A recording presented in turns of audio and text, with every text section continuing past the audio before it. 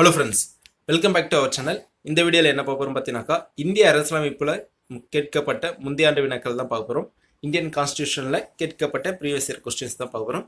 Video முழுமையாக பாருங்கள். பிடிச்சிருந்தால் லைக் பண்ணுங்கள், ஃப்ரெண்ட்ஸுக்கு ஷேர் பண்ணுங்கள். இது வரைக்கும் நம்ம சேனலில் சப்ஸ்கிரைப் பண்ணாதவங்க மறக்காமல் சப்ஸ்கிரைப் பண்ணிடுங்க. நான் போடக்கூடிய வீடியோஸ் உங்களுக்கு தொடர்ச்சியாக வரணுனாக்கா பக்கத்தில் இருக்கக்கூடிய பெல் ஐக்கானில் ஆல் என்ற ஆப்ஷன் செலக்ட் பண்ணிங்க. வாங்க வீடியோக்குள்ளே போகலாம். முதல் கேள்வி, எந்த அரசியலமைப்பு பிரிவு சிறுபான்மையினர் கல்வி நிறுவனங்களை நிர்வகிக்கும் உரிமை அளிக்கிறது? எந்த அரசியலமைப்பு பிரிவு சிறுபான்மையினர் கல்வி நிறுவனங்களை நிர்வகிக்கும் உரிமை அளிக்கிறது?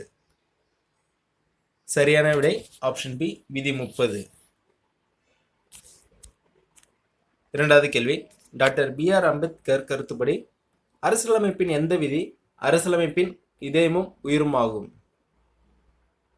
Doctor B.R. அம்பேத்கர் கருத்துப்படி அரசியலமைப்பின் எந்த விதி அரசியலமைப்பின் இதயமும் உயிருமாகும்? சரியான விடை ஆப்ஷன் சி, விதி 32. மூன்றாவது கேள்வி, கொத்தடிமை தொழிலாளர் முறை ஒழிக்க சட்டம் கொண்டு வரப்பட்ட ஆண்டு எது? கொத்தடிமை தொழிலாளர் முறை ஒழிக்க சட்டம் கொண்டு வரப்பட்ட ஆண்டு எது?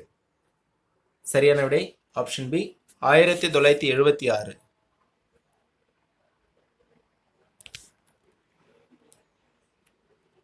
நான்காவது கேள்வி, இரட்டை இடர்பாடு என்பது எந்த இந்திய அரசியலமைப்பின் எந்த விதியின் கீழ் வருகிறது?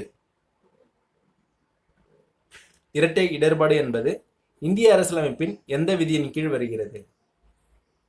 சரியான விடை ஆப்ஷன் பி, விதி 20(2). ஐந்தாவது கேள்வி, பின்வரும் எந்த விதிகள் அரசியலமைப்பின் பகுதி 4 42வது திருத்தச் சட்டத்தின் மூலம் சேர்க்கப்பட்டது? பின்வரும் எந்த விதிகள் அரசியலமைப்பின் பகுதி 4 42வது திருத்தச் சட்டத்தின் மூலம் சேர்க்கப்பட்டது? சரியான விடை ஆப்ஷன் சி, விதி 37A மற்றும் 43A.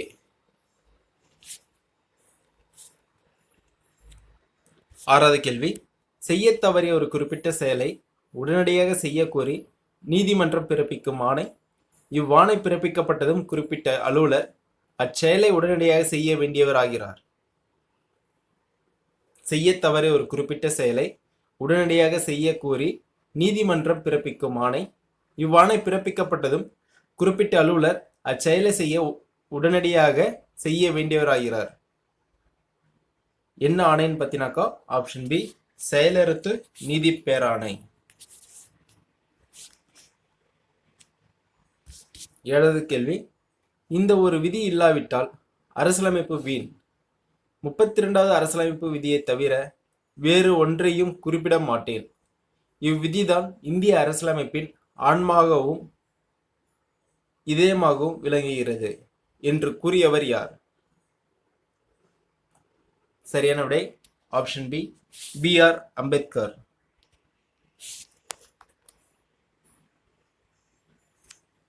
எட்டாவது கேள்வி, கீழ்கண்டவற்றில் எந்த இந்திய அரசியலமைப்பு விதி தீண்டாமை ஒழிப்பு பற்றி கூறுகிறது?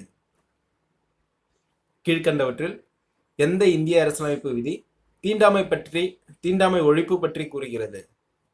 தீண்டாமை ஒழிப்பு பற்றி எந்த விதி கூறுதுன்னு பார்த்தீங்கன்னாக்கா ஆப்ஷன் டி, விதி 17.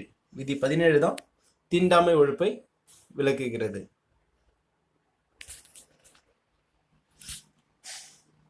ஒன்பதாவது கேள்வி, இந்திய அரசியலமைப்பு சட்டத்தின் விதி 14 எதனுடன் தொடர்புடையது? இந்திய அரசியலமைப்பு சட்டத்தின் விதி 14 தொடர்புடையது எதுன்னு பார்த்தீங்கன்னாக்கா ஆப்ஷன் சி, சட்டத்தின் ஆட்சி. சட்டத்தின் ஆட்சி பற்றி தான் விதி 14 சொல்லுது.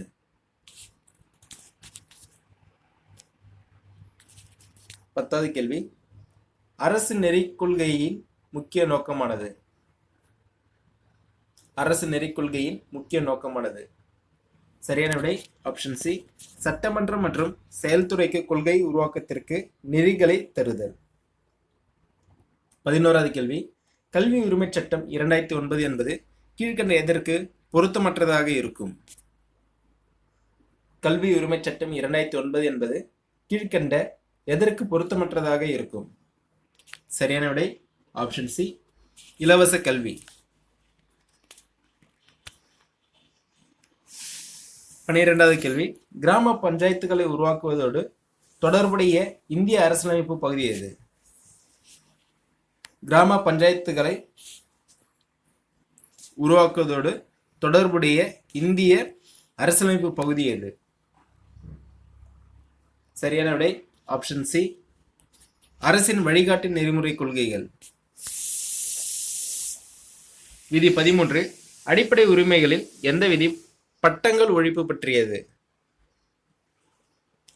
அடிப்படை உரிமைகளில் எந்த விதி பட்டங்கள் ஒழிப்பு பற்றியது?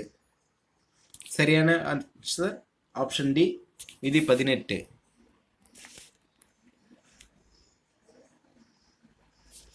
14வது கேள்வி, தமிழ்நாட்டில் பள்ளி செல்லும் அனைத்து குழந்தைகளும் தமிழ் மொழியை கட்டாயமாக கற்க வேண்டும் என்ற சிறப்பு சட்டம் எந்த ஆண்டு கொண்டு வரப்பட்டது? தமிழ்நாட்டில் பள்ளி செல்லும் அனைத்து குழந்தைகளும் தமிழ் மொழியை கட்டாயமாக கற்க வேண்டும் என்ற சிறப்பு சட்டம் எந்த ஆண்டு கொண்டு வரப்பட்டது? சரியான விடை ஆப்ஷன் டி, 2006.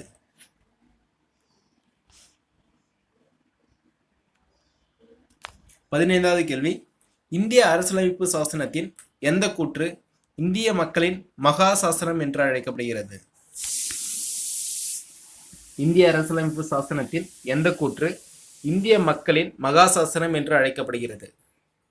சரியான விடை ஆப்ஷன் டி, அடிப்படை உரிமைகள். 16வது கேள்வி, கலாச்சாரம் மற்றும் கல்வி உரிமையை அளிக்கும் இந்திய அரசியலமைப்பு விதிகள் யாவை? கலாச்சாரம் மற்றும் கல்வி உரிமையை அளிக்கும் இந்திய அரசியலமைப்பு விதிகள் யாவை? சரியான விடை ஆப்ஷன் பி, விதி 29 மற்றும் 30. 17வது கேள்வி, தடுப்பு காவலால் பாதிக்கப்படும் உரிமை.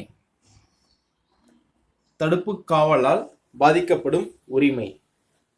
சரியான விடை ஆப்ஷன் ஏ, சுதந்திரத்திற்கான உரிமை.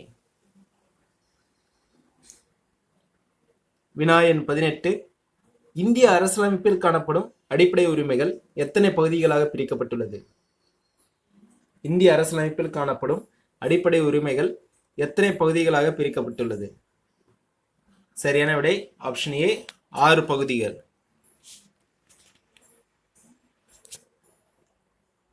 19வது கேள்வி, எந்த பிரபல வழக்கில் நீதிமன்றம் அரசியலமைப்பின் அடிப்படை உரிமைகளை திருத்த பாராளுமன்றத்திற்கு எந்த அதிகாரமும் இல்லை என்று அறிவித்தது?